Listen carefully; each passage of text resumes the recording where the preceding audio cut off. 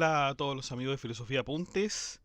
Estamos a 2 de octubre del año 2023 con este apunte de la Suma Teológica Secunda Secunda, es decir, la segunda parte de la segunda parte, cuestión 184. El estado de perfección en común. ¿De qué se trata este estado de perfección común? No estamos hablando nada más ni nada menos que la vida contemplativa. ¿Quiénes tienen esta vida contemplativa? Los sagrados ministerios, aquellos que viven en el monacato. Ahí hay una vida perfecta, según Santo Tomás de Aquino y según también los doctores católicos, ¿no? Pero ¿y en qué consiste esta perfección? Muchos podemos ver que los monjes son una especie de hombres bastante ascetas. Bueno, también hay mujeres, por cierto, que dedican su vida a la obediencia, a la castidad, a la abstinencia, etcétera. Vamos a ver todo eso entonces, vamos a ver sus fundamentos en esta cuestión 184. Eso sí, antes de empezar hay que aclarar algunos conceptos fundamentales. En esta cuestión se habla sobre el arcediano, que hoy entenderíamos como el archidiácono, ¿ya? Porque el arcediano era el diácono principal de una catedral que tenía jurisdicción en su propio territorio, ¿ya?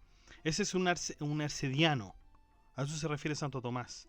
Y lo otro es la cura de almas, que tampoco a lo mejor podría provocar algún malentendido con respecto a aquellos que no conocen todos los conceptos religiosos. La cura de almas es la obligación que tiene el párroco de atender a las necesidades espirituales de sus feligreses. Ahora sí, sin más dilación entonces, vamos allá.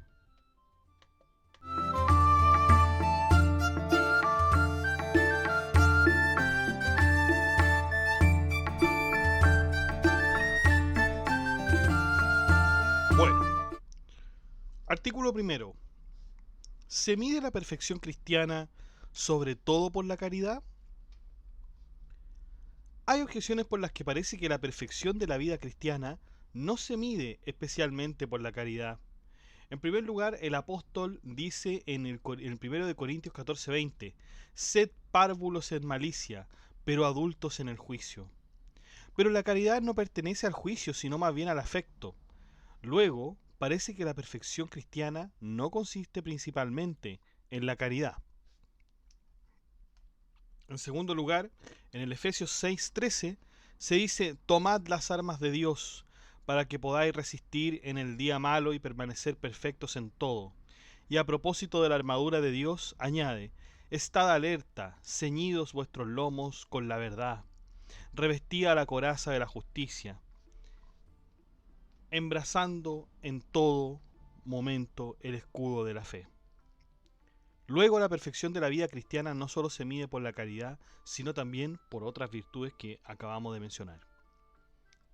En tercer lugar, las virtudes, como otros hábitos, se especifican por los actos, pero se dice que la obra perfecta es fruto de la paciencia.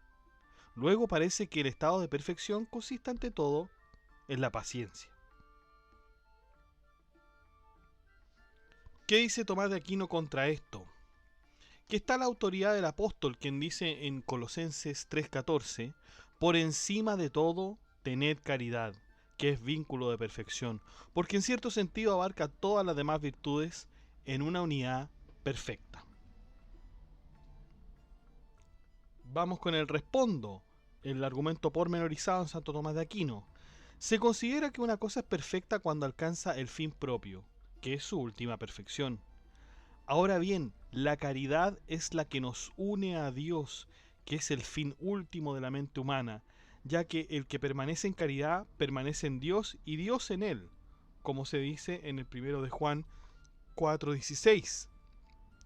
Por lo tanto, la perfección cristiana consiste principalmente en la caridad. Vamos entonces con las objeciones en particular.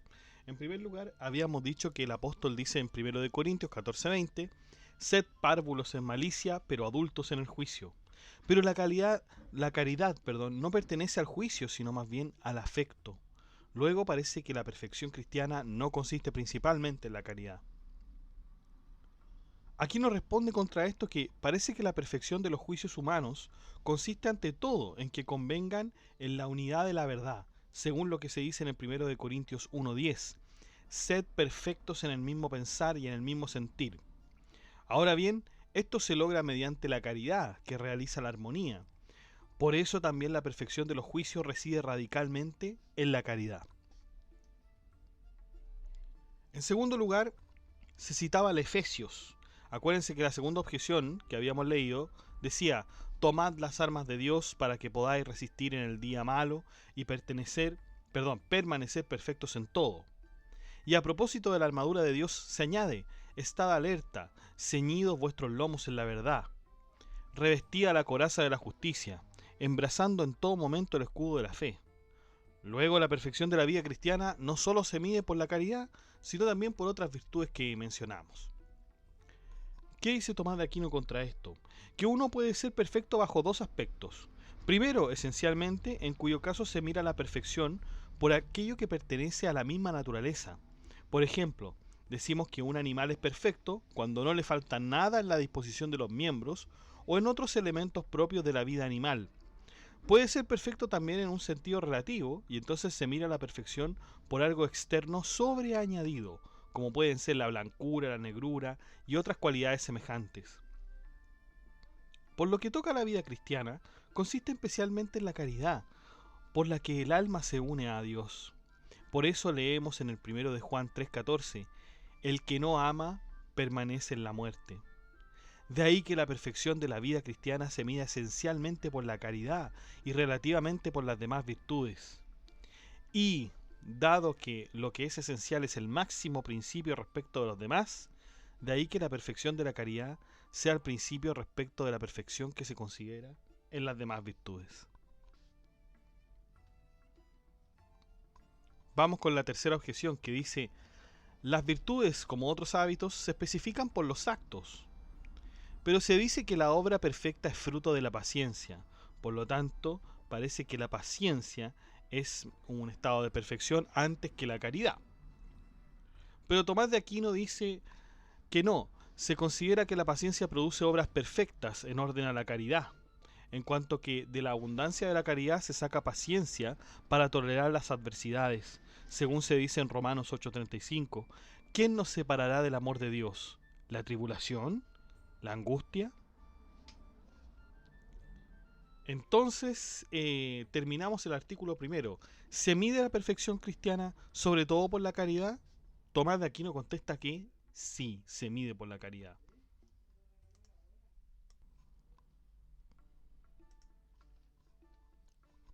Vamos entonces con el artículo segundo. ¿Puede alguien ser perfecto en esta vida? Hay objeciones por las que parece que nadie puede ser perfecto en esta vida. En primer lugar, dice el apóstol en 1 de Corintios 13:10, cuando llegue lo que es perfecto, desaparecerá lo que es solo en parte. Pero en esta vida no desaparece lo que es en parte, puesto que permanece en ella la fe y la esperanza, que son imperfectas. Luego, nadie es perfecto en esta vida. En segundo lugar, se dice que es perfecto aquello a lo que no falta nada, como se dice en el tercer libro de la Física de Aristóteles. Pero no hay en esta vida nadie al que no le falte algo, ya que se dice en Judas 3:2, todos caemos en muchas faltas. Y en el Salmo 138:16 se dice, tus ojos han visto mi imperfección. Por tanto, nadie es perfecto en esta vida. En tercer lugar, la perfección de la vida cristiana, según ya se había dicho en el artículo primero de esta misma cuestión, se toma de la caridad, que incluye el amor a Dios y al prójimo. Pero en cuanto al amor a Dios, nadie puede practicar una caridad perfecta en esta vida, porque como dice San Gregorio, el fuego del amor que aquí empieza a arder, cuando vea al que ama se avivará más en el amor hacia él. Tampoco en cuanto al amor al prójimo, porque no podemos en esta vida amar actualmente a todos, aunque los amemos con amor habitual, que es imperfecto. Luego parece que nadie puede ser perfecto en esta vida. ¿Qué dice Tomás de Aquino contra esto en general? Que está el hecho de que la ley divina no obliga a lo imposible. Sin embargo, nos invita a la perfección cuando se nos dice en Mateo 5:45, sed perfectos como vuestro Padre Celestial es perfecto. Luego parece que alguien puede ser perfecto en esta vida. Vamos con el respondo de Santo Tomás de Aquino. Como ya se había expuesto en el artículo primero, la perfección de la vida cristiana consiste en la caridad. Ahora bien, esta perfección incluye cierta universalidad, puesto que, como se dice en el tercer libro de la física, es perfecto aquello a lo que no le falta nada. Por consiguiente, podemos considerar una triple perfección. En primer lugar, una perfección absoluta que se considera no sólo según la totalidad por parte del que ama, sino por parte del objeto digno de ser amado, en cuanto que Dios es tan amado como digno de serlo. Tal perfección no es posible en ninguna criatura, sino que es exclusiva de Dios, en el que se da el bien de un modo total y esencial. Hay otra perfección, que se considera por la totalidad absoluta por parte del que ama, en cuanto que el afecto tiende siempre a Dios de un modo actual, y siempre con todas sus fuerzas. Tal perfección no es posible en esta vida, pero lo será en el cielo. La tercera clase de perfección no exige una totalidad por parte del objeto amable, ni por parte del que ama, de tal modo que esté siempre dirigido actualmente a Dios, sino en cuanto que se excluyan las cosas que se opongan al movimiento de amor a Dios, como dice San Agustín en la obra de las 80 preguntas. El veneno de la caridad es el deseo desordenado, su perfección la ausencia de tales deseos. Esta perfección puede darse en esta vida de dos modos. Primero, en cuanto que se excluye del afecto humano todo aquello que se opone a la caridad, como es el pecado mortal. La caridad no puede existir sin tal perfección, por lo cual es necesaria para salvarse. En segundo lugar, en cuanto que excluye del afecto del hombre no sólo cuanto se opone a la caridad, sino cuanto impide que el afecto de la mente se dirija totalmente a Dios. Sin esta perfección, la caridad puede ser, por ejemplo, en los principiantes y avanzados. Vamos con las objeciones en particular. Habíamos dicho que la primera hablaba sobre el apóstol en Corintios 13:10, que decía, cuando llegue lo que es perfecto, desaparecerá lo que es solo en parte. Pero en esta vida no desaparece lo que es en parte, puesto que permanece en ella la fe y la esperanza, que son imperfectas. Luego nadie es perfecto en esta vida. Pero Tomás de Aquino nos dice que el texto aducido, el apóstol habla de la perfección que se dará en el cielo y que no es posible en esta vida. Vamos con la segunda objeción que decía, es perfecto aquello a lo que no falta nada. Pero en esta vida, no hay en esta vida nadie al que no le falte algo, ya que se dice en Judas 3:2, todos caemos en muchas faltas. Y en el Salmo 138, tus ojos han visto mi imperfección. Por lo tanto, nadie es perfecto en esta vida. Santo Tomás de Aquino responde que se dice que aquellos que son perfectos en esta vida caen en muchos pecados veniales, que son consecuencia de la debilidad de la vida presente. Bajo este aspecto tienen algo de imperfección si los comparamos con la perfección del cielo. En tercer lugar, la tercera objeción, habíamos dicho que la perfección de la vida cristiana se toma de la caridad, que incluye el amor a Dios y al prójimo.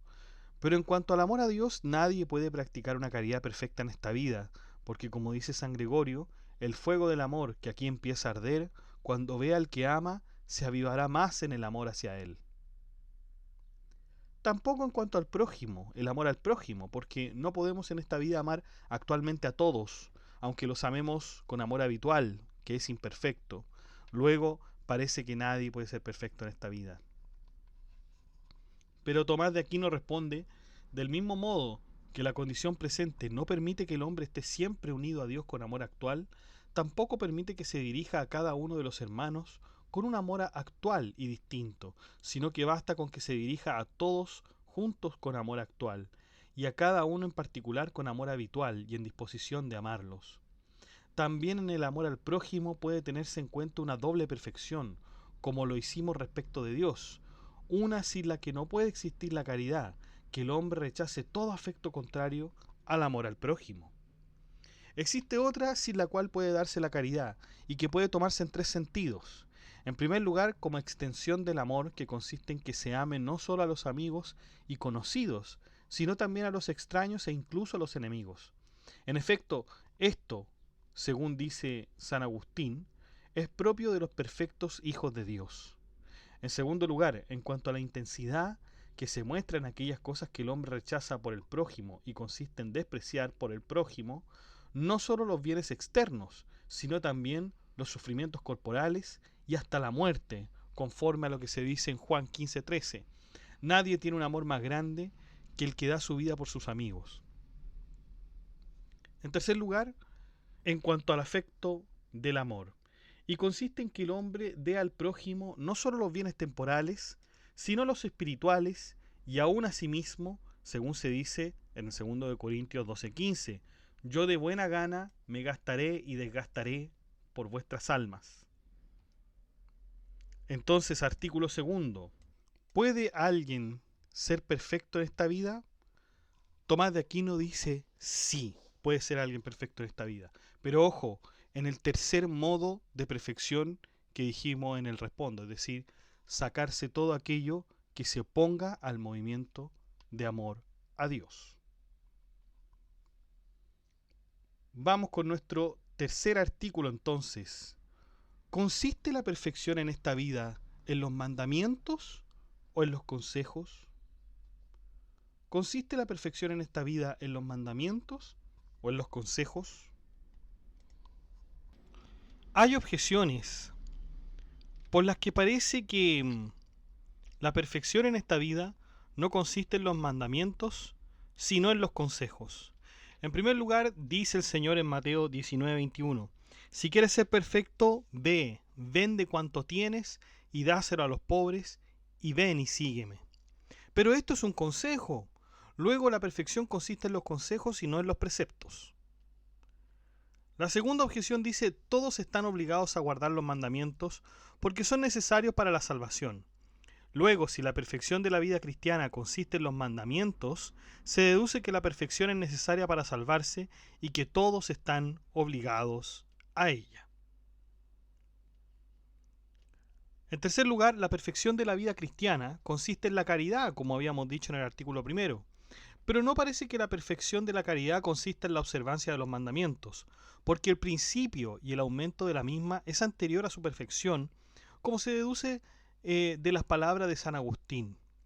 Y no puede iniciarse la caridad antes de observar los mandamientos, ya que según se dice en el Juan 14:33, si alguien me ama, guardará mis mandamientos.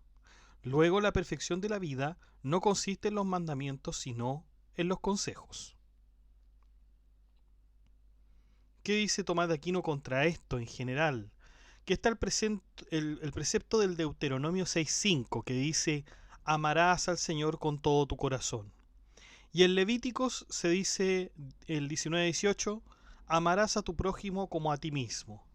Tales son los mandamientos sobre los que dice el Señor en Mateo 22:40. De estos dos mandamientos penden la ley y los profetas. Ahora bien, la perfección de la caridad, que hace que digamos que la vida cristiana es perfecta, consiste en amar a Dios de todo corazón y al prójimo como a nosotros mismos. Luego parece que la perfección consiste en la observancia de los mandamientos.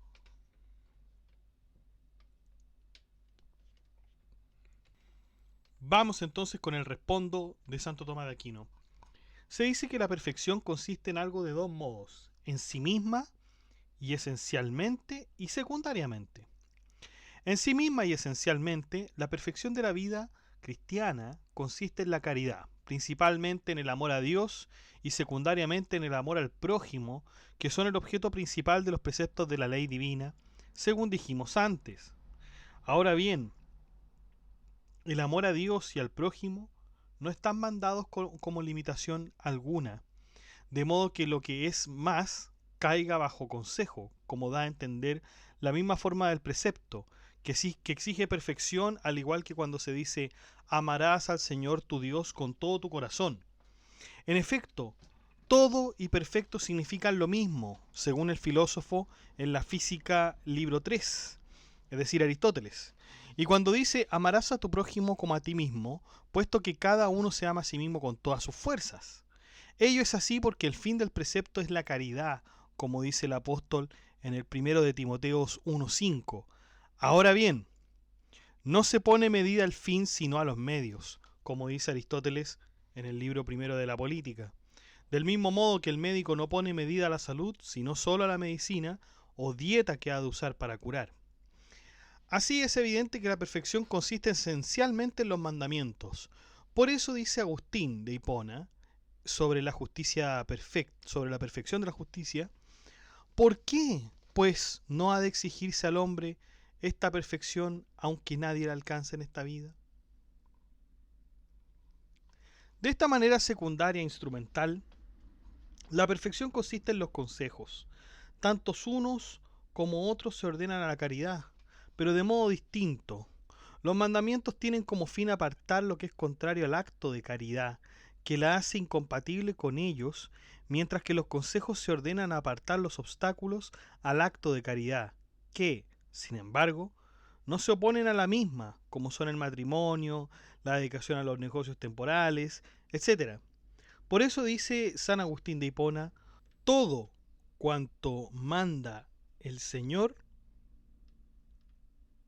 como no fornicarás, y todo lo que aconseja, como es bueno para el hombre no tocar a una mujer, se hace rectamente cuando se relaciona con el amor a Dios y al prójimo por Dios, tanto en esta vida como en la futura. Por eso en las colaciones de los padres, dice el abad Moisés, los ayunos, las vigilias, la meditación de las escrituras, la pobreza y la privación de todos los bienes no son perfección, sino instrumentos de la misma, porque no consiste en ellas el fin de esa forma de vida, sino que se llega al fin a través de ellas. Y previamente había dicho, trabajamos por llegar a la perfección de la caridad a través de estos grados. Vamos entonces a las objeciones en particular. Se decía que en el Mateo 19:21, si quieres ser perfecto, ve, vende cuando tienes y dáselo a los pobres y ven y sígueme. Pero esto es un consejo. Luego la perfección consiste en los consejos y no en los preceptos. Pero Tomás de Aquino rebate esto diciendo, en esas palabras del Señor hay algo que se pone como camino hacia la perfección, como son las palabras, ve, vente cuando tienes, y dalo a los pobres, y algo en que consiste la perfección. Y sígueme. Por ello, se dice en San Jerónimo que, dado que no basta con abandonar, Pedro añade lo que es perfecto, es decir, te hemos seguido. Por su parte, San Ambrosio, al comentar el pasaje de Lucas 5:27, sígueme, le manda seguirlo no con pasos materiales, sino con el afecto de su mente, lo cual se realiza mediante la caridad. Por eso, en el modo de hablar, se ve que los consejos son instrumentos para llegar a la perfección, cuando dice, si quieres ser perfecto, ve y vende, como si dijera, haciendo esto, llegarás a este fin. Vamos con la segunda. Decía, todos están obligados a guardar los mandamientos porque son necesarios para la salvación. Luego, si la perfección de la vida cristiana consiste en los mandamientos, se deduce que la perfección es necesaria para salvarse y que todos están obligados a ella. Aquí nos responde a esta objeción diciendo, como observa San Agustín, la perfección de la caridad se manda al hombre en esta vida, porque no se corre si no se sabe hacia dónde va. ¿Y cómo sabría si no lo urgiere ningún precepto? Ahora bien, dado que lo que cae bajo precepto puede cumplirse de diversas maneras, no es transgresor el precepto quien no lo cumple del mejor modo, sino que basta con que lo cumpla de algún modo. Pero la perfección del amor divino cae universalmente bajo precepto, de modo que ni siquiera la perfección del cielo queda exenta a ese precepto, como dice San Agustín de Hipona. Pero el que llega a esa perfección de cualquier modo, se libra de la transgresión del precepto. De igual modo, tampoco lo quebranta el que llega de cualquier modo a la perfección del amor divino. El grado ínfimo del amor de Dios consiste en que no se ame nada en mayor grado que a Él, contra Él o con igual intensidad que a Él. El que no llega a este grado de perfección no cumple el precepto en modo alguno, pero hay un grado de amor perfecto que no puede cumplirse en esta vida, como dijimos antes, y el que no lo posee no quebranta el precepto. De igual modo no quebranta el precepto el que no llega al grado medio de perfección, con tal que llegue al grado mínimo. Vamos entonces con la tercera objeción que decía, la perfección de la vida cristiana consiste en la caridad, como habíamos dicho, pero no parece que la perfección de la caridad consista en la observancia de los mandamientos, porque el principio y el aumento de la misma es anterior a su perfección, como se deduce de las palabras de San Agustín. Y no puede iniciarse la caridad antes de observar los mandamientos, ya que según se dice en Juan 14:33, si alguien me ama, guardará mis mandamientos. Luego la perfección de la vida no consiste en los mandamientos, sino en los consejos.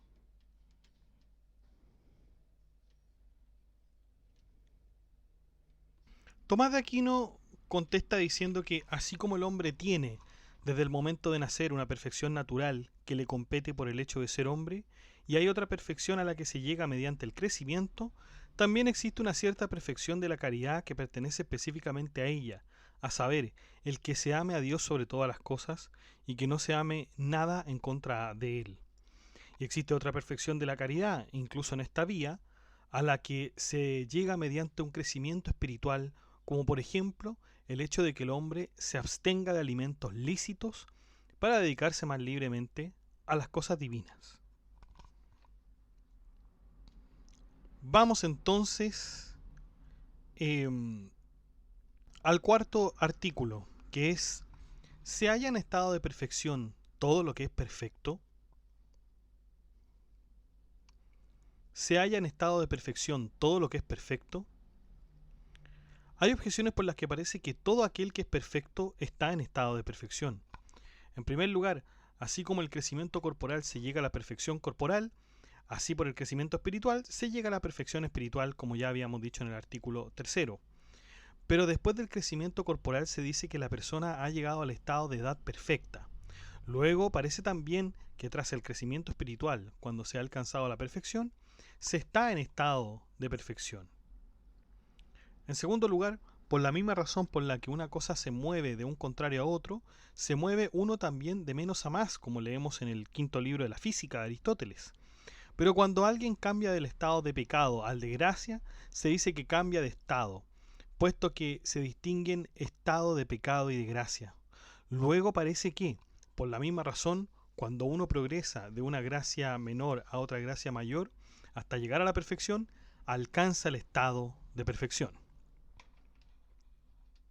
En tercer lugar, se adquiere el estado por el hecho de librarse de la esclavitud, pero por la caridad se libra uno de la esclavitud del pecado, porque la caridad cubre todos los pecados, como se dice en Proverbios 10:12. Ahora bien, la perfección se toma de la caridad, como ya dijimos en el artículo primero, pero luego parece que quien posee la perfección posee, por consiguiente, el estado de perfección.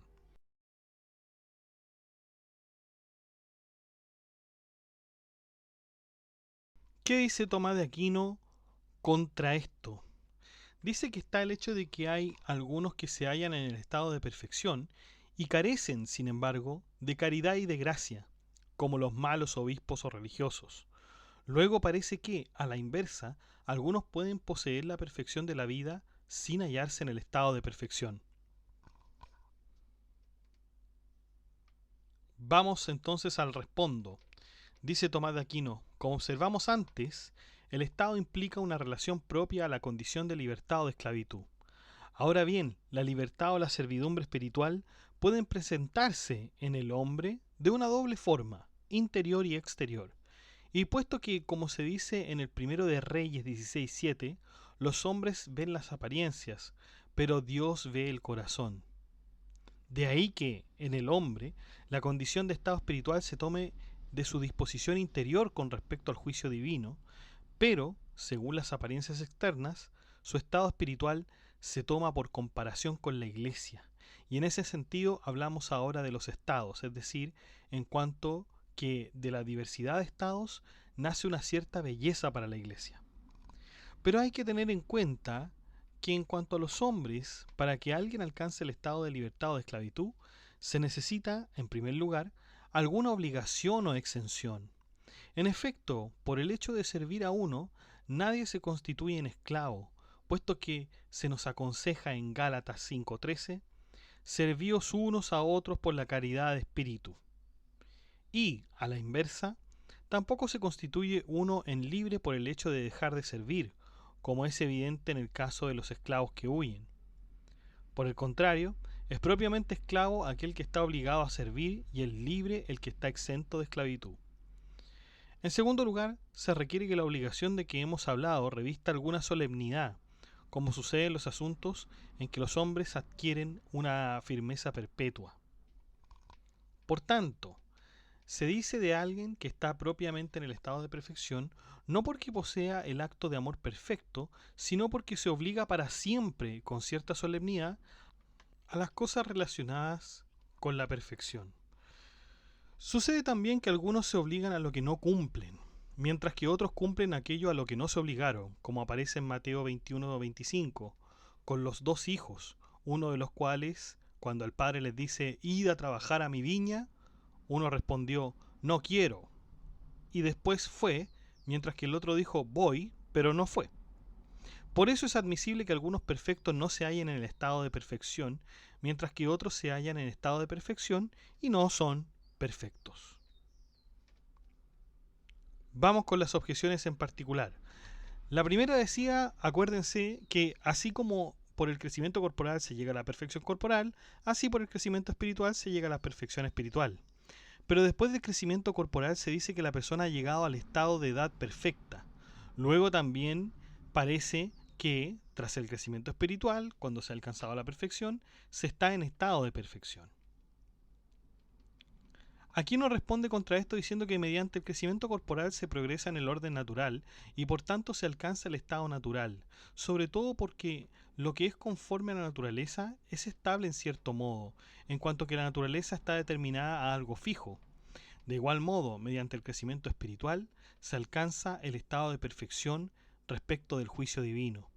Pero en cuanto a la distinción de los grados eclesiásticos, no se alcanza el grado de perfección sino mediante el aumento representado en las acciones exteriores.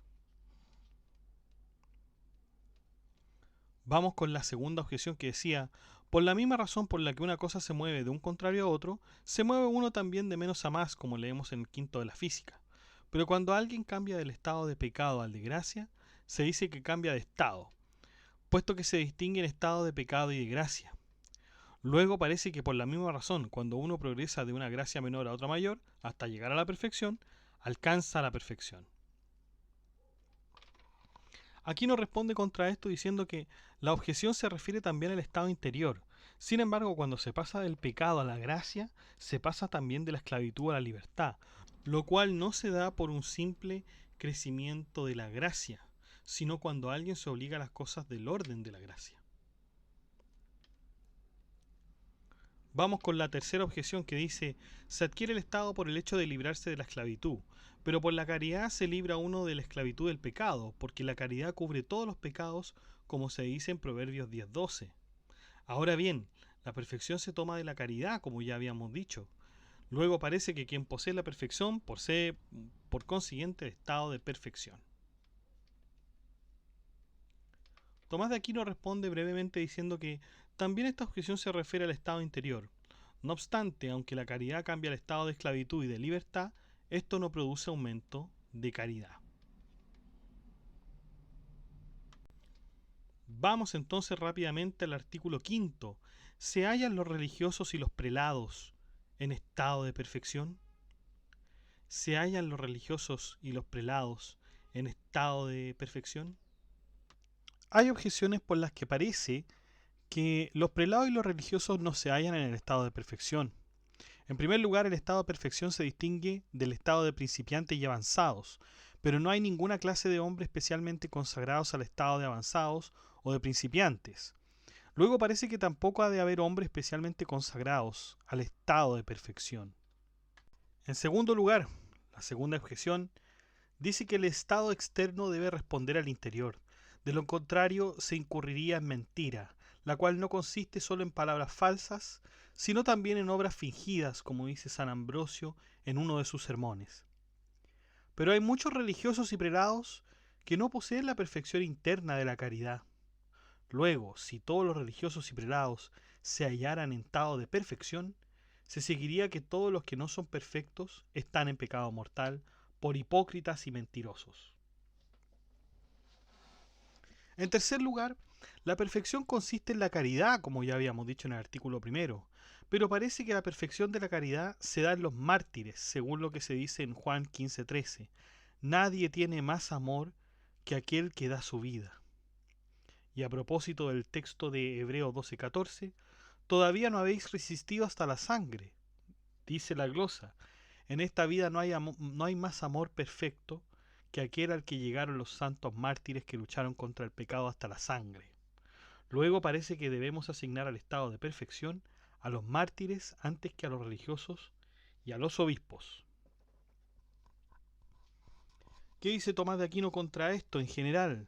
Que está el hecho de que Dionisio, en el libro quinto de la jerarquía eclesiástica, asigna la perfección a los obispos como encargados de perfeccionar. Y en el sexto del mismo libro, de la misma obra, asigna la perfección a los religiosos, a los que llama monjes o terapeutas, es decir, servidores de Dios, como a perfectos. Vamos con el respondo. Como notamos antes en el artículo cuarto, para el estado de perfección se requiere una obligación perpetua para con todo lo referente a la perfección, acompañada de cierta solemnidad. Ambas condiciones se dan en los religiosos y en los obispos.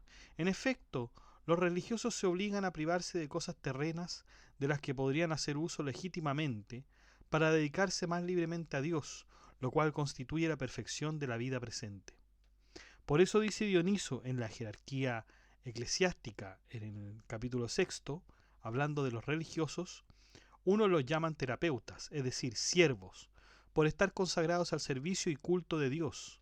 Otros los llaman monjes, por la vida indivisible y singular que los une con las santas envolturas, es decir, contemplaciones, de lo invisible, de la unidad deiforme y a la perfección divina digna de ser amada. La obligación de estos también tiene lugar con cierta solemnidad de profesión y bendición. Por eso añade Dionisio, en la misma obra. Por ello, al concederles la santa ley una gracia perfecta, los honra con una vocación santificadora. De igual modo, también los obispos se obligan a las cosas tocantes a la perfección al asumir el oficio pastoral, que lleva consigo el que el pastor dé su vida por las ovejas, como se dice en Juan 10:11. Por eso dice el apóstol en 1 de Timoteo 6:12, has hecho una buena confesión ante muchos testigos, es decir, en tu ordenación, como comenta la glosa. Se da también solemnidad de consagración junto con la profesión predicha, según lo que se dice en el 2 de Timoteo 1:6, que hagas revivir la gracia de Dios que hay en ti por la imposición de las manos, que la glosa interpreta como gracia episcopal. Y Dionisio, en el quinto de la jerarquía eclesiástica, que el sumo sacerdote, esto es, el obispo, recibe en su ordenación las santas escrituras, que se le colocan sobre la cabeza para significar que recibe la plenitud del sacerdocio jerárquico, y que él es no sólo el que ilumina todo cuanto pertenece a las palabras y acciones santas, sino que las transmite a los demás. Vamos entonces, chicos, con las objeciones en particular. Habíamos leído que el estado de perfección se distingue del estado de principiantes y avanzados, pero no hay ninguna clase de hombre especialmente consagrado al estado de avanzados o de principiantes. Luego parece que tampoco ha de haber hombres especialmente consagrados al estado de perfección. Aquino dice contra esto que el principio y el crecimiento no se buscan por sí mismos, sino por la perfección, Por eso al estado de perfección solo son llamados algunos hombres con cierta obligación. La segunda objeción decía que el estado externo debe responder al interior, de lo contrario se incurriría en mentira, la cual no consiste solo en palabras falsas, sino también en obras fingidas, como dice San Ambrosio en uno de sus sermones. Pero hay muchos religiosos y prelados que no poseen la perfección interna de la caridad. Luego, si todos los religiosos y prelados se hallaran en estado de perfección, se seguiría que todos los que no son perfectos están en pecado mortal por hipócritas y mentirosos. ¿Qué responde Santo Tomás de Aquino contra esto? Que los hombres abrazan el estado de perfección no como si admitieran que son perfectos, sino confesando que tienden a la perfección. Por eso dice el apóstol en Filipenses 3:12, no es que la haya alcanzado ya, o que sea perfecto, sino que la sigo por si le doy alcance. Y añade después, por esto, cuantos somos perfectos, sintamos esto. Luego no comete mentira ni simulación el que asume el estado de perfección por no ser perfecto, sino por renunciar al deseo de perfección. Vamos con la tercera objeción que decía, la perfección consiste en la caridad, pero parece que la perfección de la caridad se da en los mártires, según lo que se dice en Juan 15:13 y en Hebreos 12:14, que decía Hebreos, todavía no habéis resistido hasta la sangre. Y la glosa dice, en esta vida no hay amor más perfecto que aquel al que llegaron los santos mártires que lucharon contra el pecado hasta la sangre.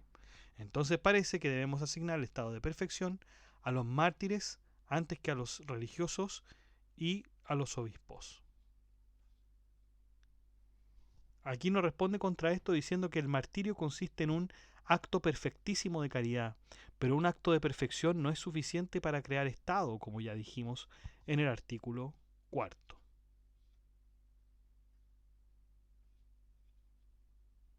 Vamos con el artículo 6. ¿Se hallan todos los prelados eclesiásticos en estado de perfección?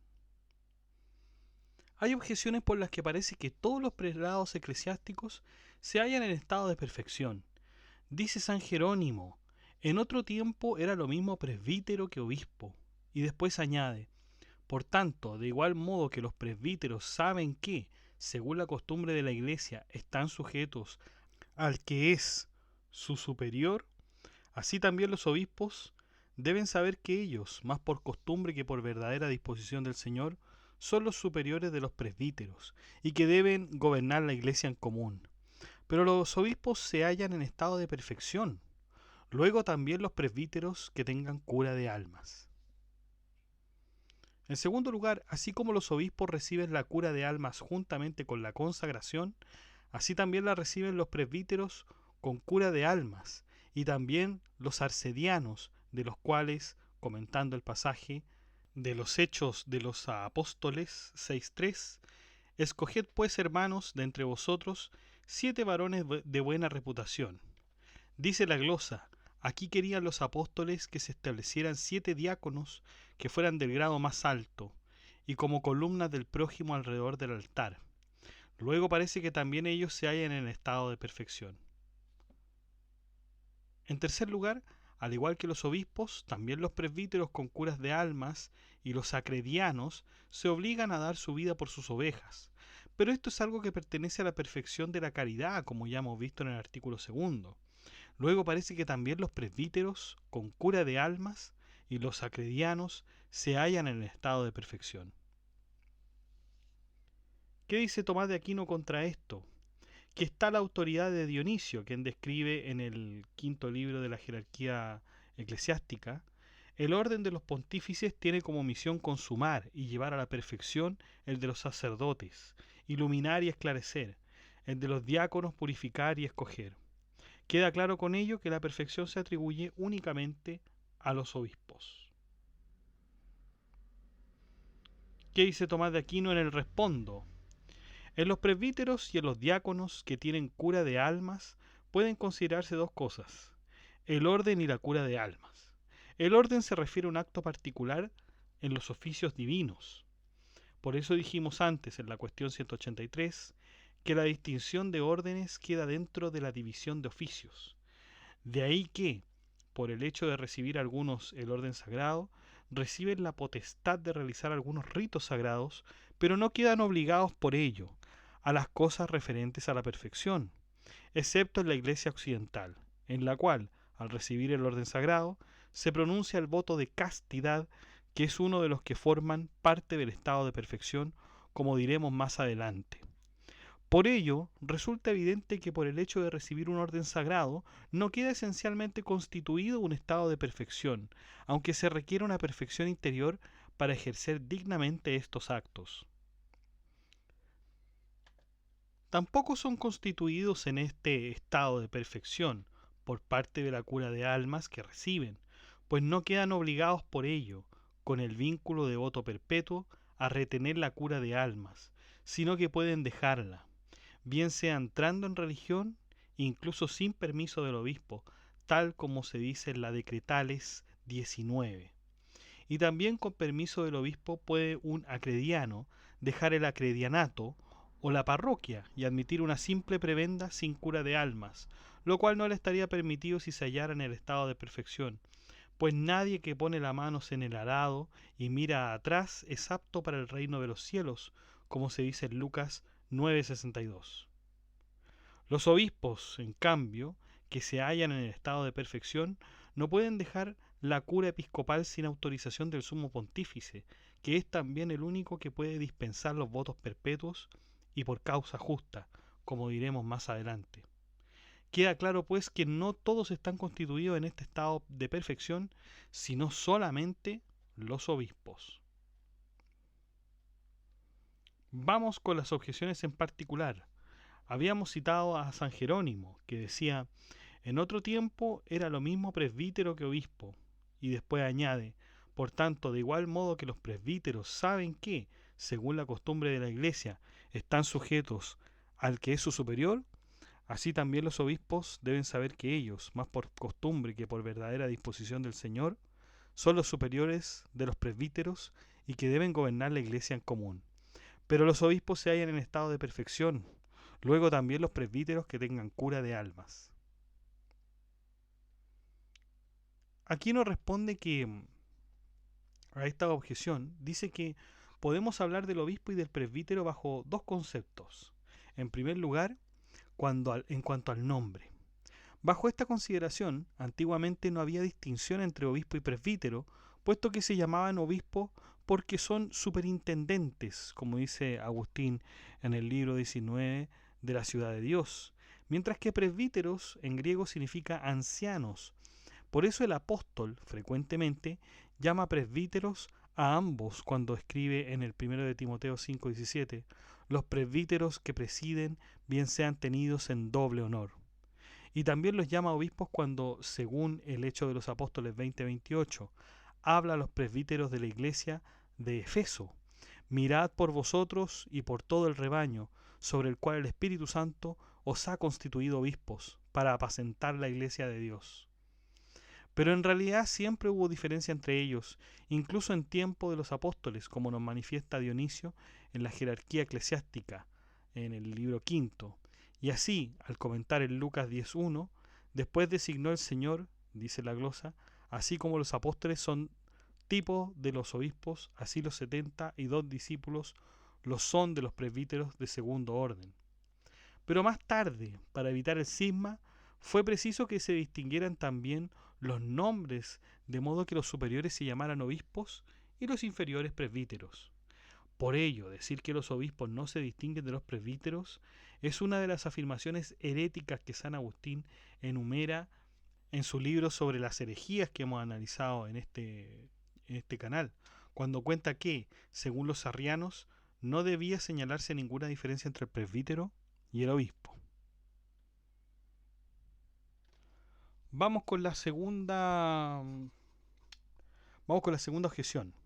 Así como los obispos reciben la cura de almas juntamente con la consagración, así también la reciben los presbíteros con cura de almas y también los acredianos, de los cuales, comentando el pasaje de los Hechos de los Apóstoles 6:3, escoged pues, hermanos, de entre vosotros 7 varones de buena reputación.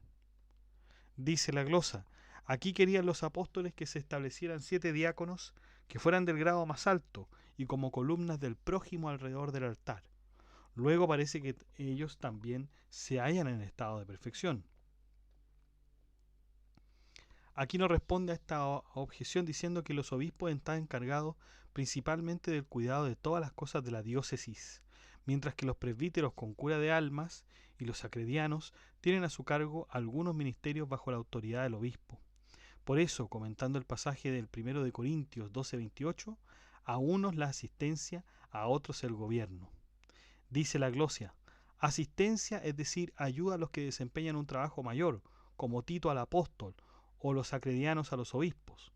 Gobierno, es decir, la autoridad de que gozan las personas inferiores, como son los presbíteros que enseñan al pueblo.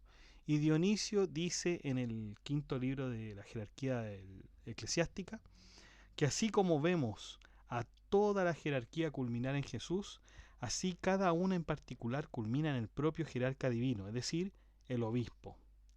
También podemos leer en el decreto 16: todos los presbíteros y diáconos han de procurar no hacer nada sin autorización del obispo.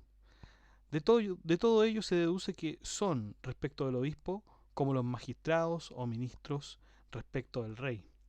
Por eso, así como en el orden del poder temporal, es el rey el único que recibe la bendición solemne, mientras que los demás son constituidos por simple comisión de él.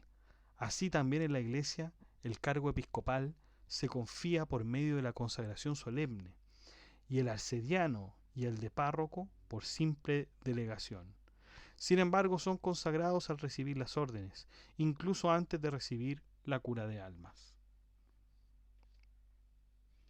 Vamos con la tercera objeción entonces, que decía: al igual que los obispos, también los presbíteros con cura de almas y los acredianos se obligan a dar su vida por sus ovejas. Pero esto es algo que pertenece a la perfección de la caridad, como ya hemos dicho. Luego parece que también los presbíteros con cura de almas y los acredianos se hallan en el estado de perfección. Aquino dice que no teniendo los acredianos y los presbíteros como misión principal la cura de almas, sino la administración confiada a ellos por el obispo, tampoco les toca de un modo principal el oficio pastoral ni la obligación de dar su vida por las ovejas, sino en cuanto participan de la cura de almas. Por ello, más que hallarse en estado de perfección, desempeñan una misión relacionada con el estado de perfección.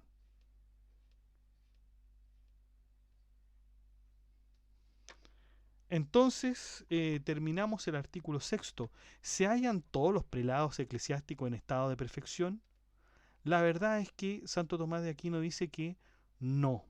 Solamente los obispos están en este estado de perfección en común. Vamos con el artículo 7. ¿Es el estado religioso más perfecto que el episcopal? ¿Es el estado religioso más perfecto que el episcopal? Hay objeciones por las que parece que el estado religioso es más perfecto que el episcopal. En primer lugar, el Señor dice en Mateo 19:21: si quieres ser perfecto, vete, vende todo lo que tienes y dalo a los pobres, que es lo que hacen los religiosos. Pero los obispos no están obligados a esto, pues se dice en la decretal: los obispos dejen a sus herederos todo lo que sean cosas suyas o adquiridas o que les pertenezcan personalmente. Luego los religiosos se hallan en un estado más perfecto que los obispos. En segundo lugar, la segunda objeción: la perfección principal consiste en el amor a Dios más que en el amor al prójimo, pero el estado religioso se ordena directamente al amor de Dios, por lo cual reciben su denominación del culto y servicio a Dios, según se dice en la jerarquía eclesiástica de Dionisio. Por el contrario, parece que el estado episcopal se ordena al amor al prójimo, del que los obispos se encargan como superintendentes, como afirma Agustín. Luego parece que el estado de los religiosos es más perfecto que el de los obispos. En tercer lugar, el estado religioso se ordena a la vida contemplativa, la cual es mejor que la activa, puesto que San Gregorio, en su pastoral, dice que Isaías escogió el oficio de la predicación queriendo ser útil al prójimo mediante la vida activa, mientras que Jeremías, queriendo dedicarse más intensamente al amor del Creador mediante la contemplación, temía el oficio de predicador. Luego parece que el estado religioso es más perfecto que el episcopal. ¿Qué dice Tomás de Aquino contra esto? Que está el hecho de que nadie puede pasar de un estado más perfecto a otro menos perfecto, porque sería mirar hacia atrás. Pero se puede pasar del estado religioso al episcopal, pues se dice en la decretal 18 que la sagrada ordenación convierta a un monje en obispo. Por tanto, el estado episcopal es más perfecto que el estado religioso. Vamos al respondo. Como afirma San Agustín en el comentario literal al Génesis, el agente es siempre más importante que el paciente. Ahora bien, en el orden de la perfección, los obispos, según Dionisio, son más perfectos, mientras que los religiosos son perfectos, perteneciendo lo primero a la acción y lo segundo a la pasión. Es pues evidente que el estado de perfección se halla en los obispos con más propiedad que en los religiosos. Vamos con las objeciones en particular. En la primera habíamos citado el Mateo 19:21 que decía, si quieres ser perfecto, vete, vende todo lo que tienes y dalo a los pobres, que eso es lo que hacen los religiosos. Pero los obispos no están obligados a esto, según la decretal, porque dice que los obispos dejen a sus herederos todo lo que sean cosas suyas o adquiridas, o que les pertenezcan personalmente. Por lo tanto, los religiosos se hallan en un estado más perfecto que los obispos. ¿Qué dice Santo Tomás de Aquino contra esto? La renuncia a los propios bienes puede considerarse bajo un doble aspecto. En primer lugar, la renuncia actual.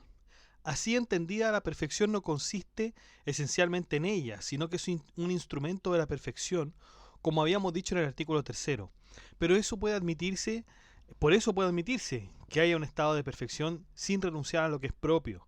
Lo mismo ha de decirse de otras observancias exteriores. Puede considerarse la renuncia, en segundo lugar, como disposición del ánimo para hacerla, es decir, que el hombre esté dispuesto a abandonar y distribuir todo si fuere necesario, y esto pertenece directamente a la perfección.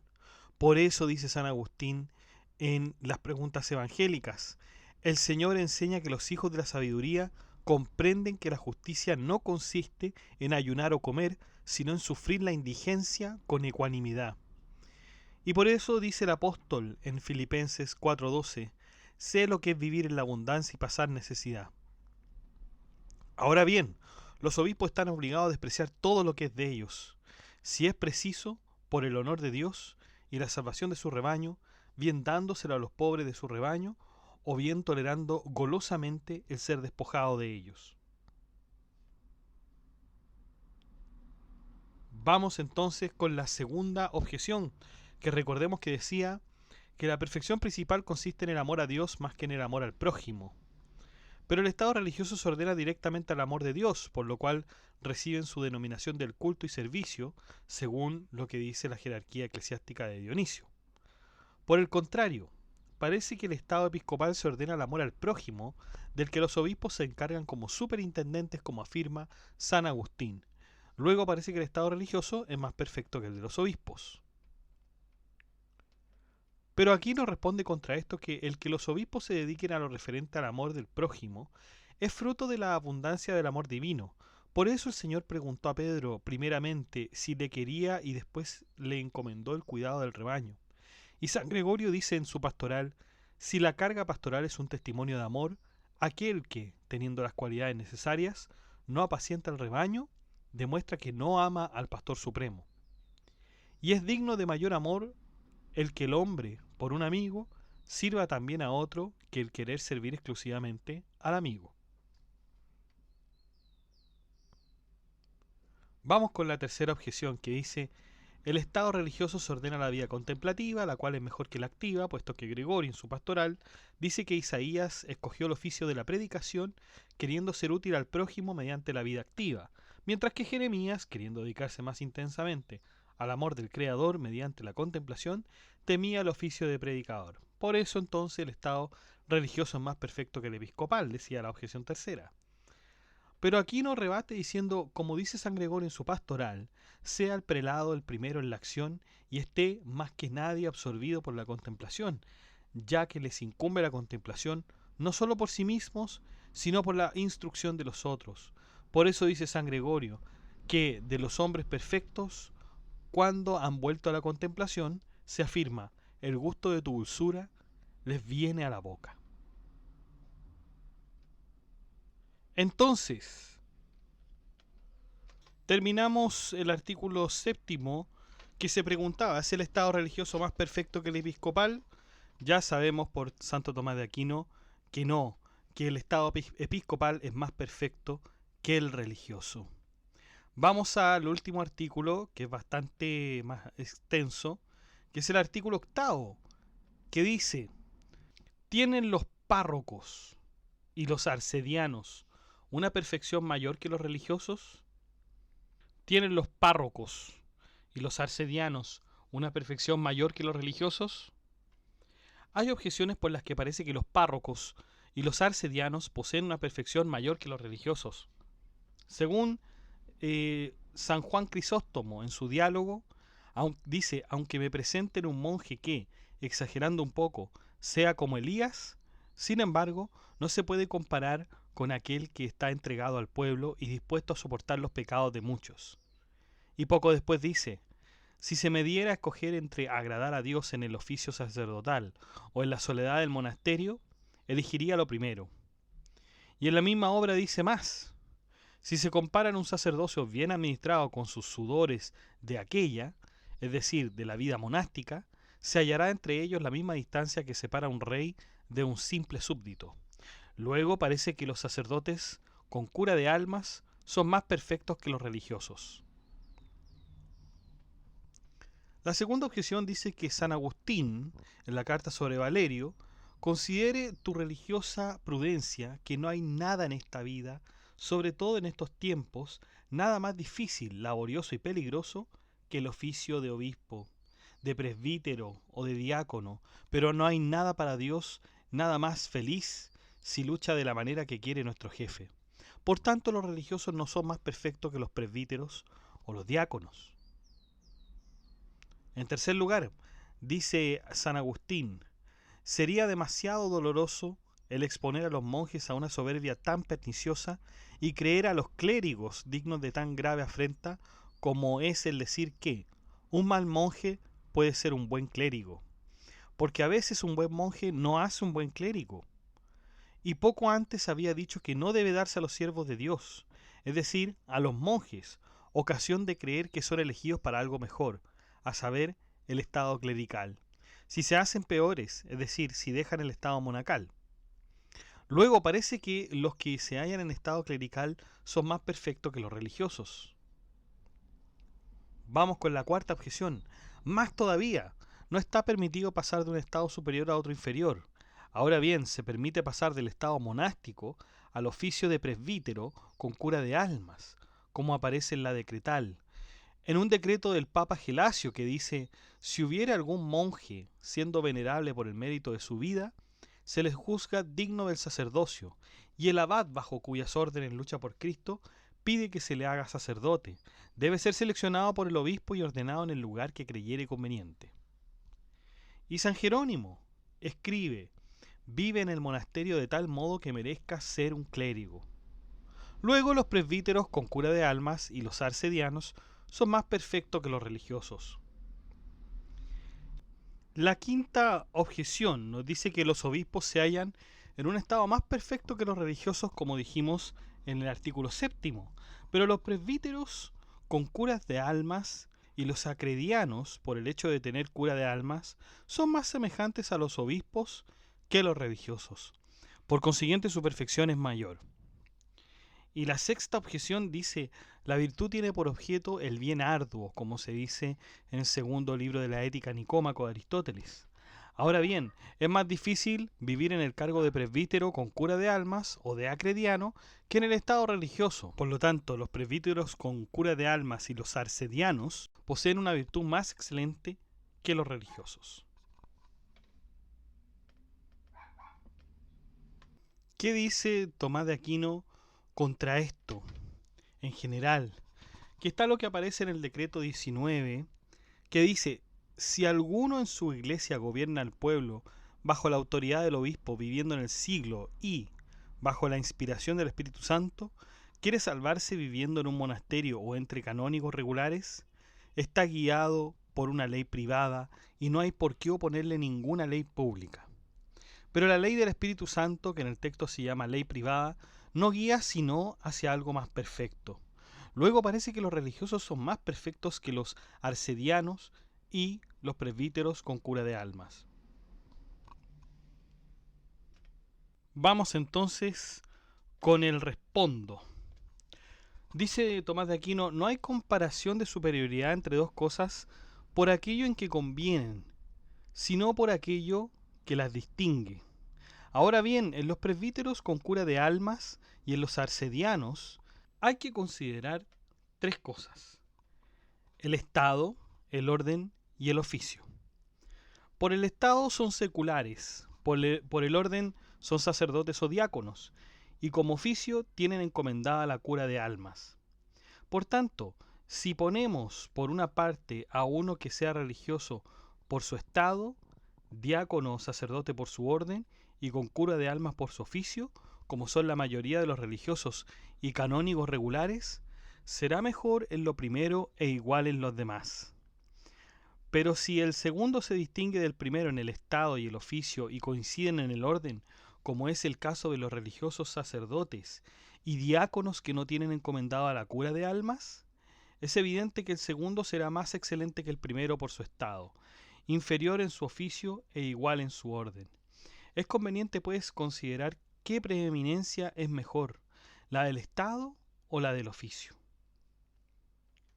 Acerca de esto, parece que hay que tener en cuenta dos cosas: la bondad y la dificultad. Por lo tanto, si se compara la bondad, es superior el estado religioso al oficio de presbítero con cura de almas o arcediano, porque el religioso consagra toda su vida a alcanzar la perfección, mientras que el presbítero con cura de almas y el arcediano no dedican toda su vida a la cura de almas, como el obispo, ni tampoco les compete, como al obispo, el cuidado de las almas como principal responsable, sino que se les confían ciertos actos determinados, como dijimos anteriormente. Por ello, la comparación entre el estado religioso y el oficio de estos es como la de lo universal con lo particular, y como la del holocausto con el sacrificio, como da a entender San Gregorio. Por eso se dice: a los clérigos que quieren hacerse mejores, puesto que desean seguir una vida mejor, es preciso que el obispo les deje entrar libremente en los monasterios. Pero hay que tener en cuenta que esta comparación se refiere al género de vida considerado en sí mismo, ya que si se tiene en cuenta la caridad del que la practica, sucede, a veces, que una obra menos importante en sí misma es más meritoria porque se hace con más caridad.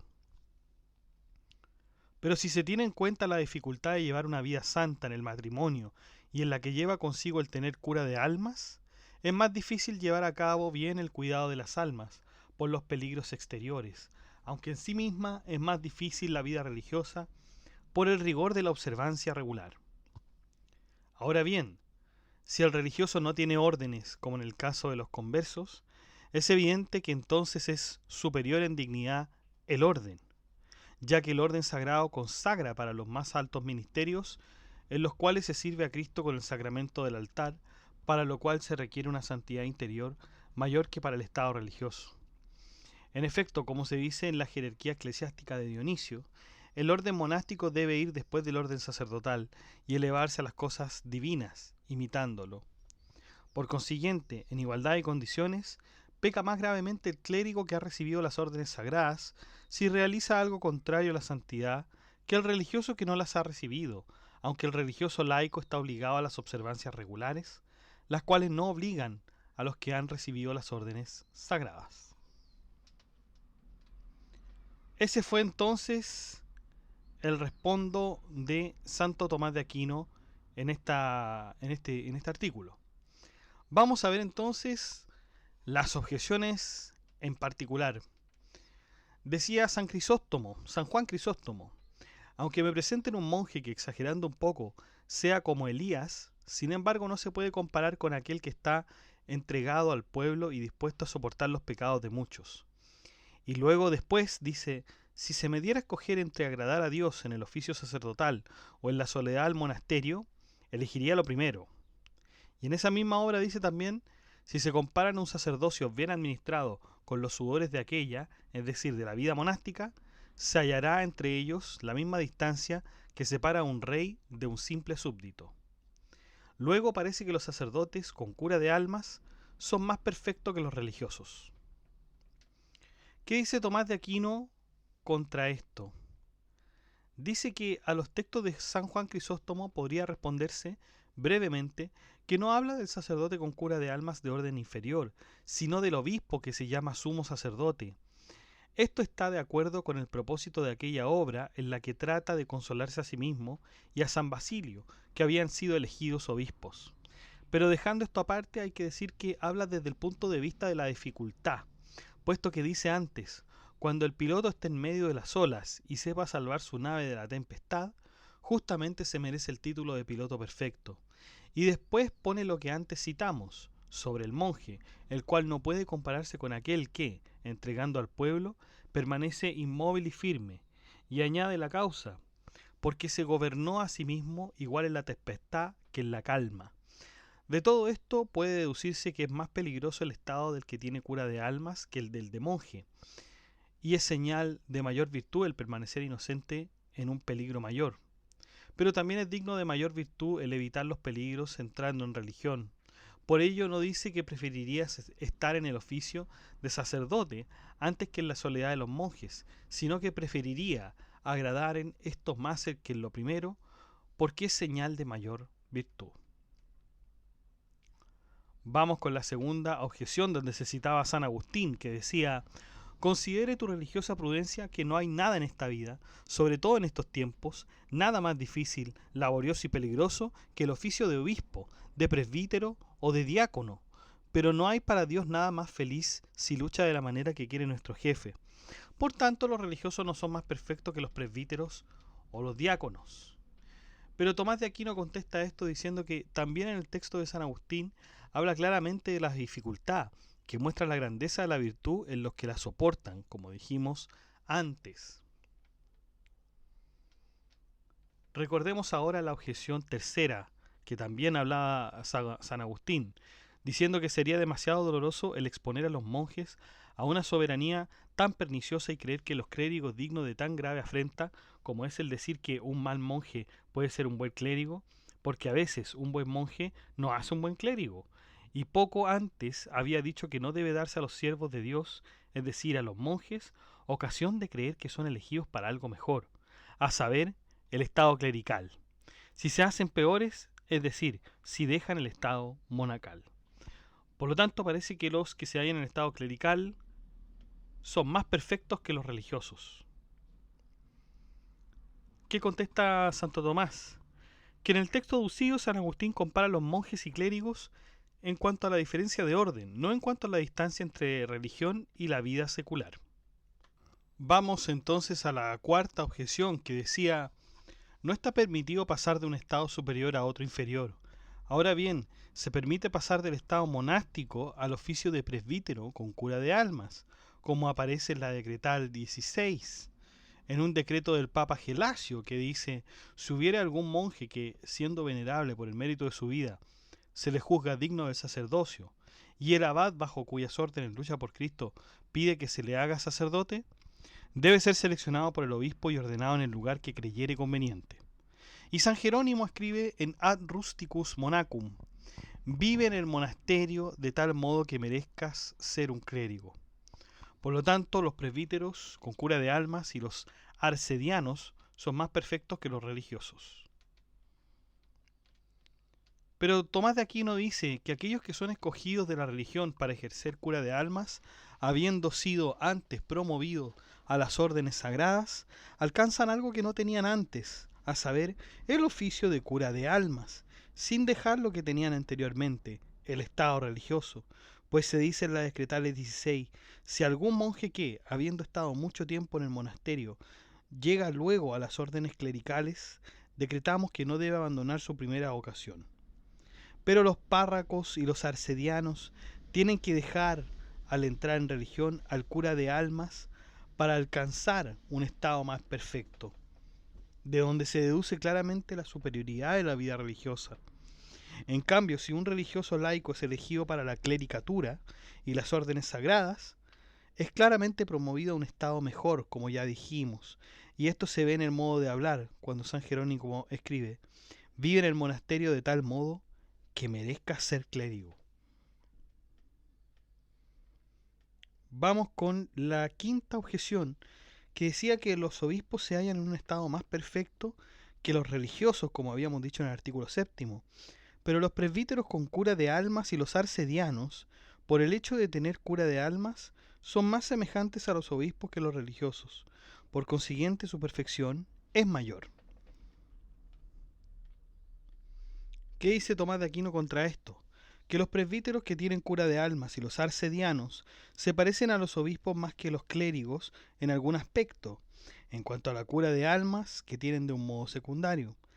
Pero en cuanto a la obligación perpetua requerida para el estado de perfección, son los religiosos más semejantes a los obispos, como se deduce de lo ya expuesto en el artículo 5 y 6.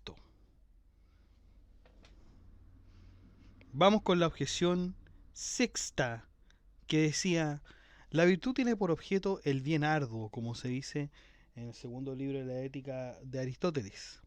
Ahora bien, es más difícil vivir en el cargo de presbítero con cura de almas o de arcediano que en el estado religioso. Por tanto, los presbíteros con cura de almas y los arcedianos poseen una virtud más excelente que los religiosos. Pero Tomás de Aquino responde: la dificultad, debido a la dureza de la obra, añade algo a la perfección de la virtud. Pero la dificultad que se deriva de los impedimentos exteriores disminuye, a veces, la perfección de la virtud, cuando, por ejemplo, no se ama la virtud tanto como para querer vencer los impedimentos, según la afirmación del apóstol en 1 Corintios 9:25, que dice así: todo el que lucha en la arena se abstiene de todo. A veces, en cambio, es signo de virtud perfecta cuando, por ejemplo, de repente o como consecuencia de una causa necesaria, surgen obstáculos contra la virtud que, sin embargo, no son suficientes para que la persona se aparte de la virtud. Ahora bien, en el estado religioso es mayor la dificultad por la dureza de las obras, pero para todos cuantos, de cualquier modo, viven en este mundo, es mayor la dificultad por los obstáculos que se opone a la virtud, dificultad que los religiosos han sabido evitar cuidadosamente. Bueno, chicos, hemos terminado entonces la Suma Teológica, segunda parte de la segunda parte, Secunda Secundae, cuestión 184, el estado de perfección en común. Es muy interesante ver cómo Santo Tomás de Aquino trata de comparar, trata de distinguir de alguna manera el estado episcopal y el estado religioso. Por cierto que vemos una especie de superioridad de respecto de los monjes. ¿Ah? Y cómo no notarlo si uno lo ve. Los monjes tienen esta abstinencia, la castidad, los votos de pobreza, etcétera, que los ayudan a guiarse por una vida en la cual no necesitan de cosas materiales, no necesitan de bienes materiales. Realmente es una vida que no cualquiera puede llevar y es una vida de bastante rigor. Muy solitaria, por cierto, pero de una pureza espiritual que puede ser verdaderamente beneficiosa para el alma de la persona. ¿Quién podría estar en contra de esto? ¿Quién podría estar en contra de todos estos hombres?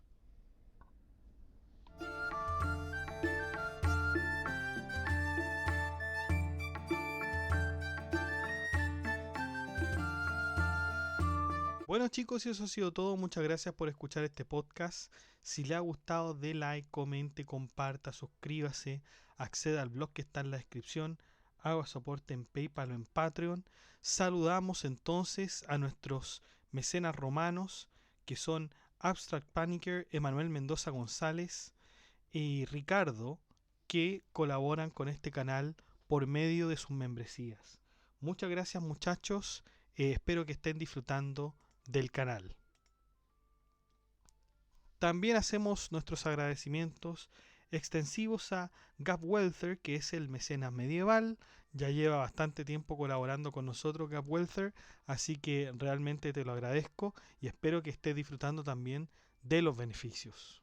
Y usted también puede ser mecenas en Filosofía Apuntes inscribiéndose en las membresías que aparecen en el botón unirse, que están debajo de cada video. Usted hace clic en el botón unirse y hay 4 membresías con distintos precios.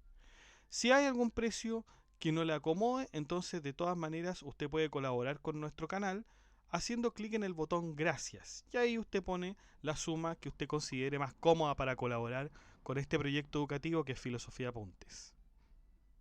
Muchas gracias, que estén bien, cuídense, chao.